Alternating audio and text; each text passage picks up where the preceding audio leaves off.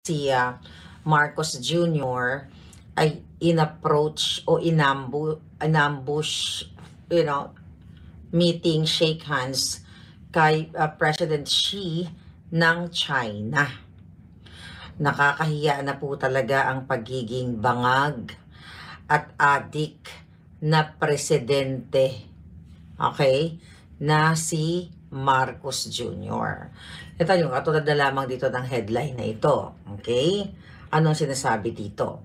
Marcos shares how he approached Xi Jinping, okay? Ang sabi dito, okay, pakita natin sa GMA News, okay? Ito yung actual na picture, okay? Yan yung picture, di ba? Nakita niyo si President Xi, mamaya may video yan. Then, ayan, I think Prime Minister ba niya ito? Ayan si Bangag. Basahin muna natin, mga kababayan. Di ba, nasa Busan sila, sa Korea, kung saan binibida ni Bangag ang pambabastos sa presidente ng China. Sabi ni Bangag, the only time I was able to speak to President Xi was in our last leaders retreat meeting. Sabi niya, and the reason why, ang hirap talaga, ang hirap lapitan talaga. You know, we're held in, meron kaming holding room, but every time he comes in, he's surrounded by security. Ang hirap lapitan. Ayoko namang mamilit, baka suntukin pa ako ng security guard niya. My goodness. Ganito po kapag adik ang presidente ninyo. Mamaya ako magko-comment, basahin ko muna yung mga kaadikan ni Bangag Jr. Sabi niya, I was able to speak. Tinranslate lang pala to. Okay? Ang sabi niya, okay, then nag-shake hands siya. Sabi niya, but when we came to the end, sabi ko, nakakahiya ito. Wait. Okay, sabi niya, nakakahiya ito. Hindi pa ako bumabati. Baka kung anong sabihin. Baka naman ma-offend. So, pinilit ko makapunta sa kanya. I said, congratulations on your assumption for the chair for the following APEC. Okay? Yun ang sabi ni Bangag Jr. Ngayon, mga kababayan kong minamahal, anong ibig sabihin ng ginawa ni Bangag Jr.? Ibig sabihin, addictus benedictus siya. Ang mga leaders ng bansa, meron niyang protocol. May mga protocol officers, may mga diplomatic channel. Hindi ka basang pinapupunta doon. Alam mo kung sino nag-utos dyan? Si Lisa Tanas. Yang asawa niyang magnanakaw, adik na. Kawatan, kidnapper pa. May matino bang nag-iisip na ganon? Napapasok ka? Buti sana kung artista lang yan. 'Di ba? Na magi-gate crush ka. Na ay, idol ko, ganyan. Hi, hello, chuchu. Kailangan yung Zorro wala ng corona. Tapos ng Halloween. Tapos ng pagiging reyna ko. Okay? So anyway, mga kababayan, merong sinuso. Kaya nga may tinatawag na protocol or officer o marami yan sila na sila ugnayan like DFA. Kung gusto pala makausap ni Bangag si President Xi na kung saan gusto niya makipaggera, sana dunaan niya sa diplomatic channel or sa mga protocol officers na mag-email or makipag-ugnayan yung pinsan not pinsan niya, yung DFA niya, DFA secretary niya. Hindi ka pwedeng ganun. Bibida ka, kasi alam mo, ang utos kasi dyan, nagkamali sila, hindi nila na-calculate, akala nila okay lang, na makipag-shake hands ka, kasi tano yan, optics yan, o sige, sabi ni Lisa Tanas, bang, adik, siguro yun ang utos niya, pag nakita mo si presidente ng China, mag-shake hands ka, kapalan mo na yung mukha mo, para makakuha tayo ng optics, ganyan, diba?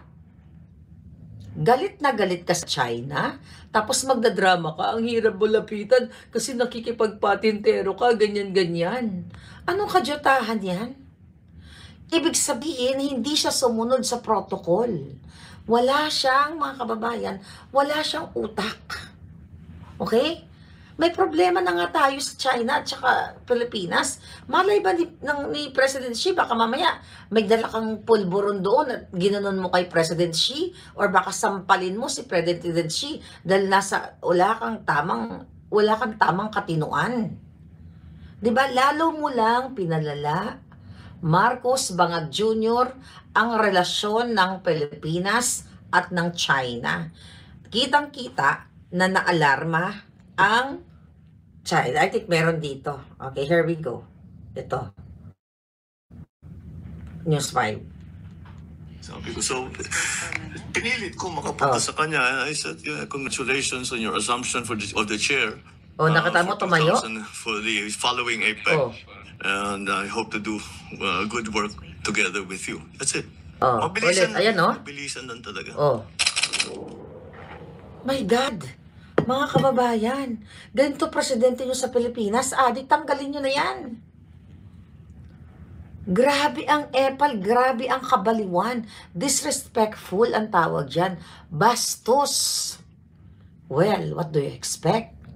Ang mga adik, wala sa tamang katinuan. Hindi sumusunod ng protocol. Ano pang silbi ng protocol officers? Ano pang silbi ng DFA? Nang hindi ka dumadaan sa ganoong klase. Buti nga hindi ka binalya eh. Pambabastos yan, mga palangga. Sobrang bangag, sabi nga ni Mac Bitoche, bangag na bangag nga eh. Gusto niya lang optics. So dito ninyo makikita na even yung mga protocol officers ni Bangag Jr. ay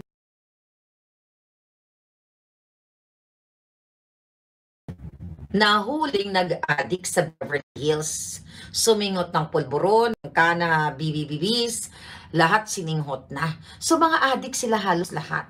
Addict lang ang gumagawa niyan. So sino yung protocol officers niya? Sige nga, sino yung mga protocol officer niya? Ano pang silbi binabayaran niya ng taong bayan? Ano pang silbi ng DFA? Ibig sabihin, wala ng kredibilidad ang Pilipinas. Kasi nare-represent yung Pilipinas, di ba? Hindi pang presidente yan. Pang-adik yan, mga palangga. Ang impact niyan sa world. Akala ni Marcos, nung nagkamay-kamay na siya, okay na. Dahil yan ang utos sa kanya ng asawa niyang adik.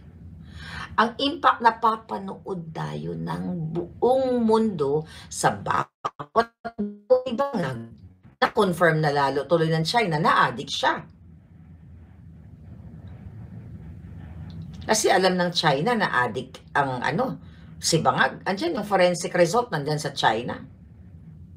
Akala nyo ba? Hindi alam sabi ko sa inyo, ni President Xi na hindi addict si Bangag. Alam sila. Hindi niya alam yung protocol. Tanga. Addictus talaga palangga. Kasi gusto niya lang mag-optics. Gusto niya magpropaganda, shake hand, chuchu-chuchu, ganyan-ganyan. Ang baba na nga ng tingin sa ating mga Pilipino, sa ating bayan, sobrang baba na nga, mas lalo pa niyang pinababa. Meron siyang nilabag na, what do you call it? Protocol. I don't know kung anong pwedeng iparusa sa bangag na yan. Baka lalo tayong, I just don't know, mga kababayan. Well, I know na Addictus Benedictus si Bangag Jr. Di ba? Sobrang addictus. Paano siya? National embarrassment. Kung si Lisa Tanas ay national problem, sabi ni Attorney Glenn Chong, si Bangag Jr. ay national embarrassment sa ating bayan dahil siya ay nagpakita ng walang paggalang sa protocol, walang sistema na dumaan. Gusto mo palang makipagkita kay President Xi. Dapat ipinakita mo, idinaan mo na gusto ko siya makita kasi gusto ko mag-optics. Pinapakita na walang disiplina si Bangag. Walang utak dahil nasunog na ng pulburon. Hindi siya nakipag-coordinate. Hindi ka pwedeng, buti sana ako ang artista nga. kung ang